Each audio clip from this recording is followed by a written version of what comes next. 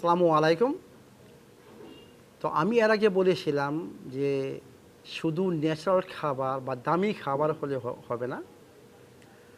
আমাকে কিছু নিয়মকানুন জানতে হবে এবং এগুলোকে ফলো করতে হবে। তখনই আমি ওই দামি খাবারের যে রেজাল্টটা সেটা আমি পাবো। নিয়মকানুনগুলো কি? আমি বলছি, যে কোনো খাবার আপনি মুখে নেবেন, প্রথম চিন্তা করতে হবে এটার সোর্সিংটা কোথায়, মানে কোথা থেকে এই খাবারটা আসছে। নাম্বার ওয়ান, এটা হচ্ছে যে ন্যাচারাল সোর্স বা অর্গানিক। আমি বলি অর্গানিক শব্দটা আমি খুব একটা ইউজ করি না, আমি সবসময় বলি নেচার, মানে ন্যাচারাল খাবার। নাম্বার টু, এই ন্যাচারাল খাবারটা যতটুকু সম্ভব আপনার এজ মাচ অ্যাজ পসিবল, মানে কাঁচা খাবেন। কারণ হচ্ছে আমাদের শরীরে এই খাবারটাকে ডাইজেস্ট করতে এনজাইমের দরকার হয়। কাঁচা খাবারের মধ্যে এনজাইমটা একবারে সম্পূর্ণ থাকে। আমি যদি 45°C উপর এটা নিয়ে নেই, তখন এনজাইম নষ্ট হতে থাকে। 100°-র উপরে গেলে ওইখানে কোনো এনজাইম থাকেই না। এই জন্য আমি বলি যতটুকু সম্ভব মানে আপনারা কাঁচা খান, র। 3 নম্বর শর্ত হচ্ছে খাবারটা যতটুকু সম্ভব বেশি মুখে রাখবেন, মানে চাবাবেন। আমি সবসময় রিকমেন্ড করি মিনিমাম 40 থেকে 60 বার, মানে মানে চাবাবেন।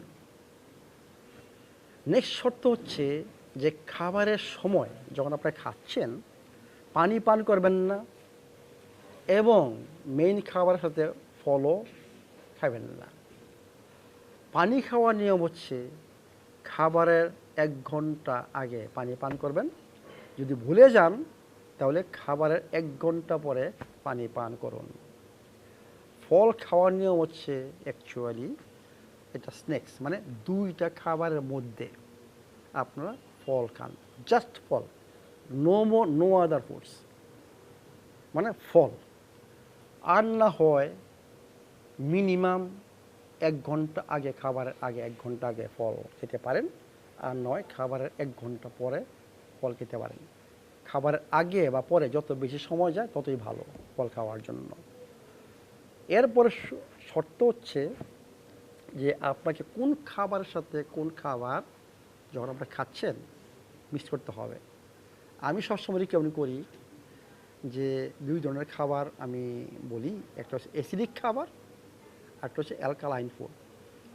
অ্যালকালাইন ফুড বলতে বলা হয় যেই খাবার মনে করেন সমস্ত শাকসবজি, ফল এবং সামুদ্রিক শাকসবজি, এইগুলোকে বলা হয় অ্যালকালাইন ফুড।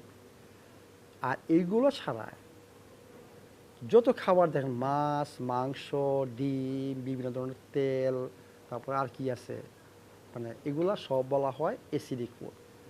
তো অ্যালকালাইন ফুড এবং অ্যাসিডিক ফুড একসাথে খাবেন। এর মানে কি, একটা সালাদ তৈরি করুন, এর সাথে মাংস বা মাছ বা ডিম এইভাবে খান। কিন্তু মাছ, মাংস, ডিমের সাথে ভাত বা রুটি বা পরোটা একসাথে করবেন না, কারণ দুইটাই অ্যাসিডিক ফুড। আমি যদি ভাত এবং মাংস বা রুটি বা ডিম এগুলো একসাথে করি, আমার বডি এগুলাকে অ্যাডজাস্ট করতে পারে না, ডাইজেস্ট করতে পারে না। এই জন্য আমাকে করতে হবে সালাদের সাথে হয় ডিম, সালাদের সাথে অথবা মাছ, বা সালাদের সাথে মাংস, এইভাবে খাবেন। বা স্যুপ তৈরি করতে পারেন, স্যুপের সাথে আপনি ডিম খেলেন বা মাংস খেলেন, ইজ গুড। এরপরে যদি জায়গা থাকে পেটে, আমি মনে করি যদি এইভাবে খান দেখবেন যে পেট অলরেডি ভরে গেছে, কারণ সালাদ যখন খাবেন আপনার ওটা হচ্ছে আসবে যে হ্যাঁ আমি ফুল হয়ে গেছি। এরপর যদি জায়গা থাকে তখন আপনারা ভাত, কোকোনাট অয়েল বা ঘি দিয়ে আপনারা একটু ভাত খান, নট টু মাছ, দরকার নাই, একটু ভাত খান।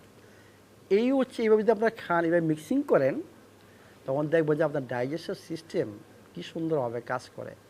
আপনার টয়লেট ঠিক মতো হবে, ওই যে কনস্টিপেশন, ডায়রিয়া এগুলো দেখবেন যে সব চলে গেছে, টাইবিএস এগুলো চলে গেছে অটোমেটিক্যালি। এটি তো মিনিমাম এই কয়টা নিয়ম যদি আপনারা ফলো করেন, নট অনলি এত টাকা দিয়ে বুঝছেন অর্গানিক খাবার কিনলেন, ন্যাচারাল খাবার কিনলেন, আর এই জিনিসগুলো ফলো করলেন না, তাহলে কিন্তু ওই যে অর্গানিক বা ন্যাচারাল খাবারের যে ভ্যালুটা এটা আপনি পাবেন না। তা আমি আশা করব যাতে আপনারা খাবারের সময় এই কয়েকটা মিনিমাম ফান্ডামেন্টাল নিয়মগুলো পালন করেন।